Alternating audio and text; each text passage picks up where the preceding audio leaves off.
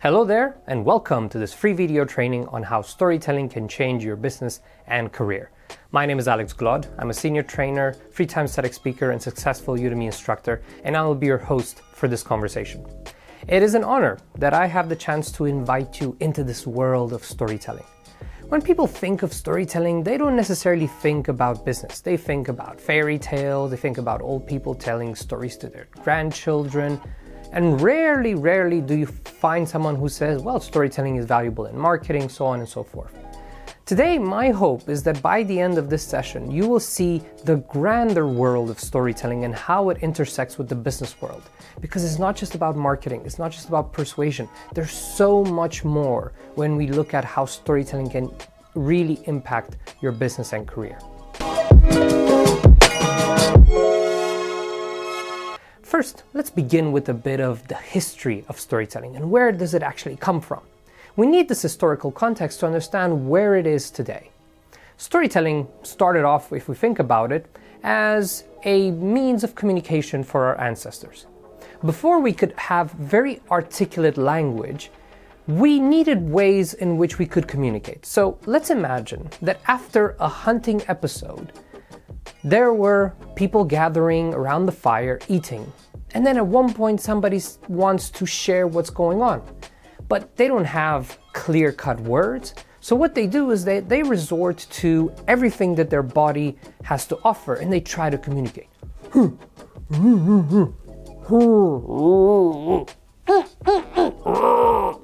We would use a lot of our bodies and a lot of the messy sounds we had at our disposal to try to convey an experience, to try to transmit to everyone else, this is how incredible it was, or this is how scary it was.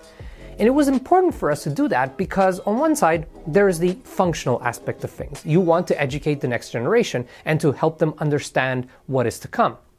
Sometimes it's also about bonding. Because to a certain extent, you want to feel validated by everyone else. And when you tell a story about what you went through, people kind of look at you differently. But more than anything, most of the times, stories talked about day-to-day human experience. And sometimes we all have different places and different roles in our tribes, but this way we could create a common culture in that tribe, understanding what is the value of a hunter, what is the value of a mother who takes care of the children, what is the value of the shaman who is looking to understand the grander themes and reasons why we're here. And then it became a very simple practice because it was also entertaining. To see somebody do all that movement, it really brought us a lot of joy. And that's because storytelling from the very beginning activated and used our capacity for empathy. You've probably heard of the concept of empathy neurons. And that's the idea that whenever we see something in someone, a certain state, a certain physical posture, we tend to empathize with that. And here is one classic example that I can give you so that you understand how subtle and how effective this type of storytelling can be. There's a big difference between I woke up this morning, I opened the fridge, I took out a lemon, I sliced the lemon, and I ate the slices. Versus, I woke up this morning, I opened up the fridge, then I took out a lemon, I sliced it, and then I ate all of the slices. You probably had a physical reaction to what you just saw, even though there was no lemon in my hand. That's how effective this method of communication is. But it's not just about fooling around with your body language as you communicate. It's also about conveying something true about the human experience. Storytelling after that became very much associated with literature and legends and religions. There were always these founding myths of the legend of Hercules, the legend of Zeus, the legend of Jesus, Muhammad, so on and so forth. These stories traveled throughout the centuries, even though we didn't have the printing press and not that many people could read. Yet they could easily remember a story. A story somehow managed to respond to our biology and to our neurology in the sense that we could easily remember a story rather than a simple text where you had to, and you can easily imagine how that is whenever you have to go to, give a test or go for an exam. It's a lot easier to remember a story, but when it comes to factual data and information, we're not hardwired for that.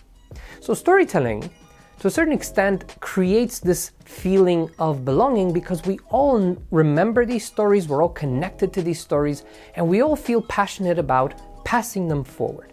And you might be wondering, why are we so keen on passing stories forward?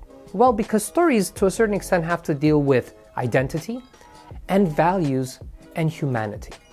Identity is very much when you think of stories that have to deal with your grandfather, people that are very close to you, or let's say the grander narrative related to probably the religion you're a part of, or the country you're a part of, or even the city you're a part of, or the football team you're a part of. It's a tribal element of connection.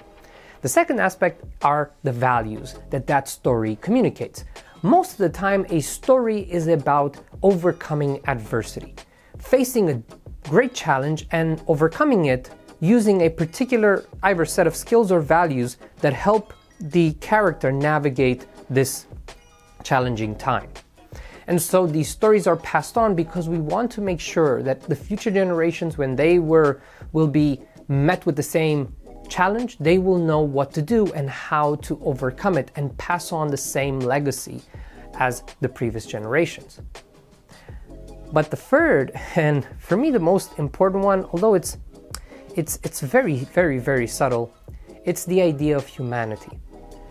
We, especially in the modern world, struggle a great deal to belong, to feel like we are part of this world and we are fit for it. If you look at all the marketing and all of the social media news feeds, you always feel to a certain extent insecure and not up to date with how everything is moving. And so a story that really communicates humanity and makes you feel welcome and like you belong in your own skin as you are, that is a story that will stay with you. And again, you are so interested in passing it on because there are more people like you. You are first and foremost happy to know that you are not the only one. And then you want also to communicate that to other people. And now storytelling today, if you look at it, it's a billion-dollar industry, right? Think about all the books that everybody is so keen on reading, even though, let's think about it, all that books are just a collection of random symbols that talk about experiences of people that do not exist, right? They're all fictional characters. Yet somehow we are enthralled. We read them with so much passion and we're so caught up, and to a certain extent we feel we have a personal connection with the stories there. Then we have cinema, and the best example today with the Marvel Cinematic Universe, which has spawned over 10 to 12 years of movies after movies that has created a huge fan base, and everybody's incredibly excited to see the next movie, as well as Star Wars franchises and many franchises towards that people feel very connected to, even though we know what we're watching is just a projection of images on the screen of people pretending to be people that do not exist. Any rational person on this planet would look at that and think, this is crazy. Why do people do these things? And the reason it is because we crave something that is crucial to who we are as a species, and that is connection. Storytelling is the way we connect with other people. It is the glue of our social fabric. And so whenever we look at why reality TV is expanding, or where we look at how YouTube, social media, and all these things are exploding, they're not exploding because of the format or the technology behind them necessarily. They're exploding because at the end of the day, what they transmit are stories. Stories that we want to connect to, stories that validate our experience and that give us a boost to go forward.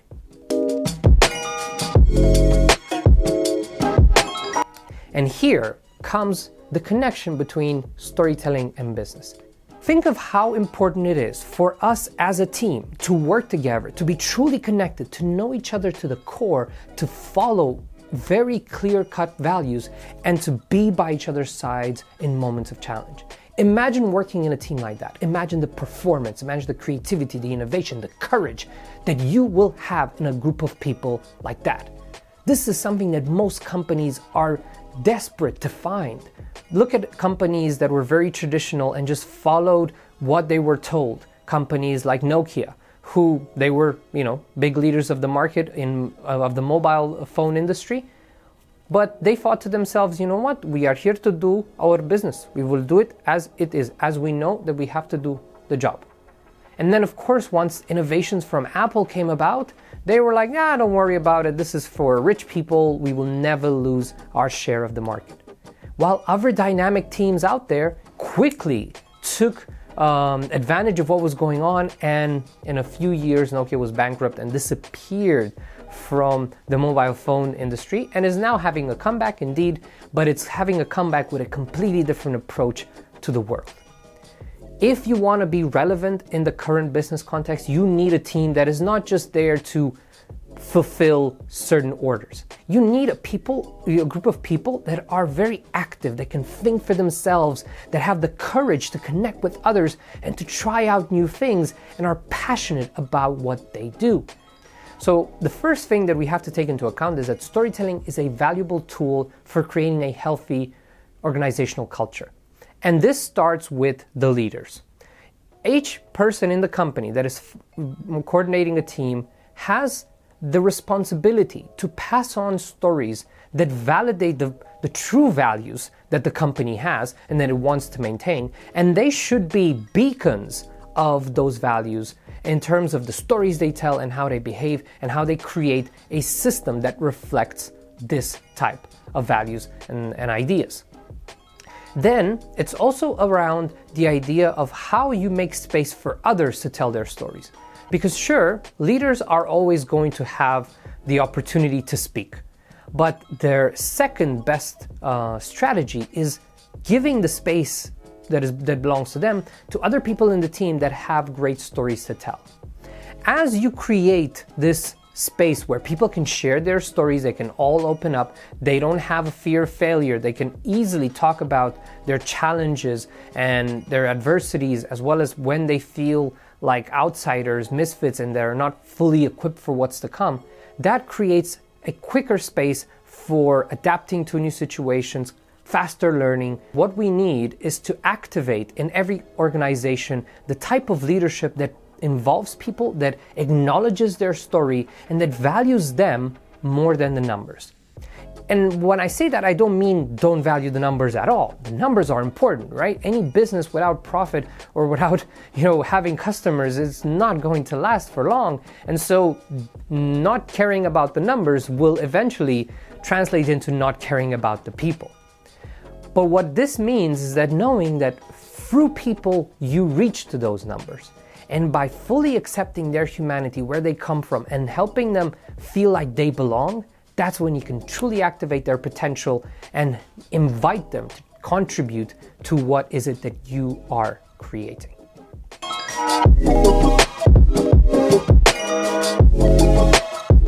Now, besides the leadership part, which does imply an incredible personal discovery and a journey of self-transformation, the easiest and the most appealing, and the one that you can easily start with, is using storytelling in the context of meetings and public speaking to pass on valuable information faster to others.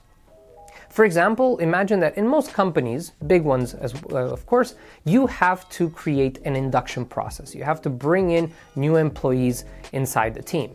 And what you're hoping is that these people will not repeat the same mistakes and that they will quickly understand and adapt to how things are done inside your company.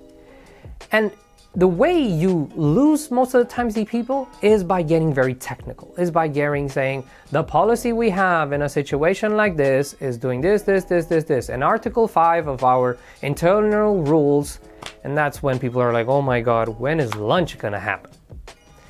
Therefore, what you can do is use storytelling as a means to communicate that more effectively. Either you talk about some of the stories that have to do with your experience in the company and how you've used this certain ideas in order to better adapt and respond to certain challenges. You can speak about the history of the company and how it developed and what helped it develop so fast. Because there are certain principles and values that were very useful back then and are still useful today, but they need to be contextualized. People need to understand, why is it that you care about this so much? And last but not least, it's a good way to make people already feel welcome. Because whenever you try to introduce people to the world of your company, most often than not, you will speak about challenges, about errors, failures from the past. And guess what? They're going to feel very relieved to hear that. Because most of the times when we enter a new working place, we feel incredibly stressed. We're worried about, oh my God, will I live up to things? I don't want to make a mistake. We want to make sure we don't start off on the wrong foot. And a story that acknowledges the fact that, hey, look, this is what happened to us once we started. These were the mistakes we made. That makes them feel a lot more relaxed. And also it invites them to make better mistakes. Storytelling is, of course, a very valuable tool for learning. And so in order to maintain all of the wisdom of the company, even though people are leaving, the best way to do it is to record all of the valuable stories in the company and communicate them, both in the induction process, but also in regular meetings when you talk about, hey, this was the performance of the month, but also this was the lesson of the month, where you give 5 minutes to one of your employees who said, well, I've learned something that I wanted to share with you all. This way you maintain the image, but also the spirit of a learning organization, an organization that is willing to try out new things and where people are welcome to learn and are appreciated for the fact that they are in a process of learning and they're willing to allow themselves to explore new things.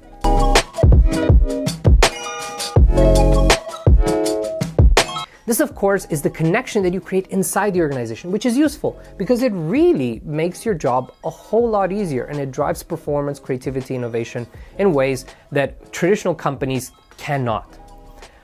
Another place where storytelling is incredibly valuable, of course, is in marketing. In the same way, we need connection as customers. Whenever we want to buy something from someone, we want to make sure that we can trust these people. We want to feel like, hey, I'm making a very good choice and I know that these people are not just profiting off my need, they are also there to help me. So storytelling requires a great understanding of the story of the customer, understanding where they come from, what is the real need, what are their fears, and what do they need in order to trust you. This way, not only do you honor the story of your customer, but you honor the work you do every day. By understanding what impact you have in the life of your customers and communicating that on a constant basis, you create this idea of branding in a sense of people having a clear-cut idea of what you stand for. Now, this can be conveyed in so many different ways. It's not just through the stories you tell, it's also through the experience that you create. In storytelling, we have this concept of the hero's journey, and you've probably heard about it a great deal. It's the simple classical story structure that we see in most blockbusters and movies, starting from Star Wars, Marvel, The Matrix, Batman, so on and so forth. In this hero's journey, we always see someone starting off in a regular world and regular situation that is called on to an adventure, has to face a great deal of challenges, overcomes them, but also somehow goes through a process of rebirth, then acquires what he needs and comes back to the world he came from changed. We use that same reference for how we create the experience for our customer. We look at them as potential heroes. We think to ourselves, look, his life without what we have to offer is not going to be as valuable. So we need to call him on this adventure. We need to empower him. We need to give him something to wake up their potential. And we build that experience in the beginning so that they learn to trust us, but we also activate their desires and their needs. And then the experience that comes after purchase validates it. You know, we're not just going to promise a lot and then leave our customers behind. We're actually going to deliver on that promise. And what happens is that not only do we make our customers happy, we also create something that is incredibly valuable today, and that is brand ambassadors, people that are willing to talk about what your company does for free. If you think about advertising nowadays, the most convertible means of communication is still word of mouth. Online advertising can still take you about 2 to 10% conversion rate, but most of the times word of mouth can convert up to 60 to 70%, depending on what studies you follow. So this way, by creating a tribe of people that appreciate the work you do and that are willing to tell the story for you, you know you will have a clear place in that community. People will care about you being there, they will miss you, and they will do their best to make sure that you as a business still is in business.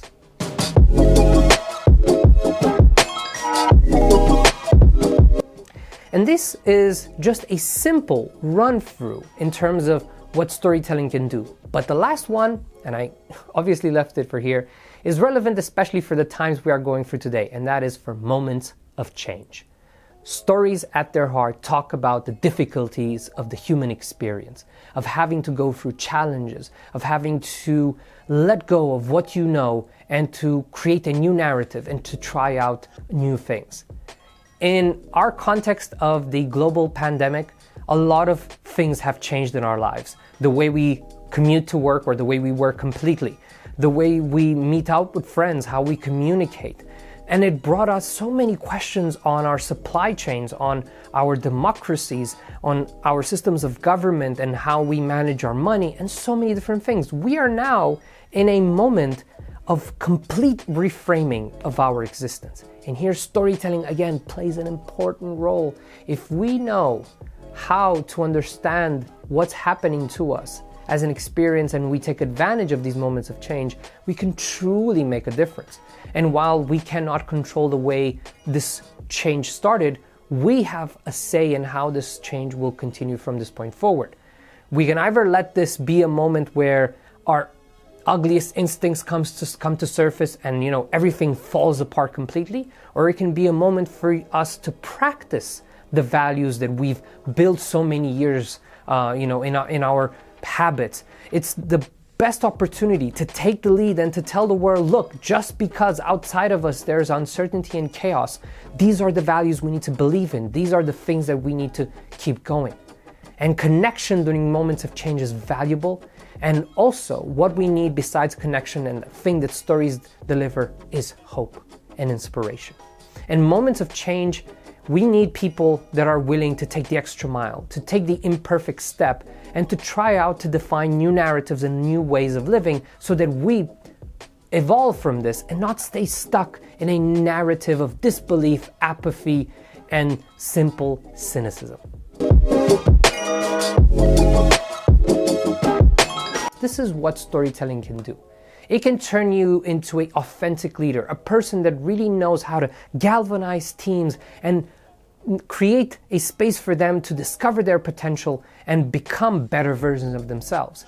It can help you become a fascinatingly effective communicator. Whenever you go on stage, whenever you will speak in front of others, people will remember what you have to say because you will always have a story. You will always have a means to communicate complex ideas in simple notions. And people will breathe and feel that story with you. It can turn you into an effective marketer and salesperson by understanding the stories of the people you're working for and knowing how to give them exactly what they need, but not just to fulfill that need, but also to fulfill their desires to become better and for their lives to have meaning and connection.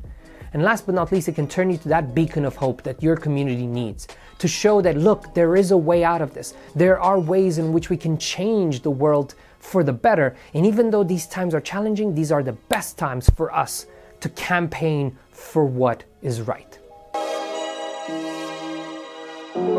Thank you for watching this training session all the way till the end. Keep an eye out for more Story Arc newsletters every week where we're going to share some valuable resources as well as special offers exclusive for you.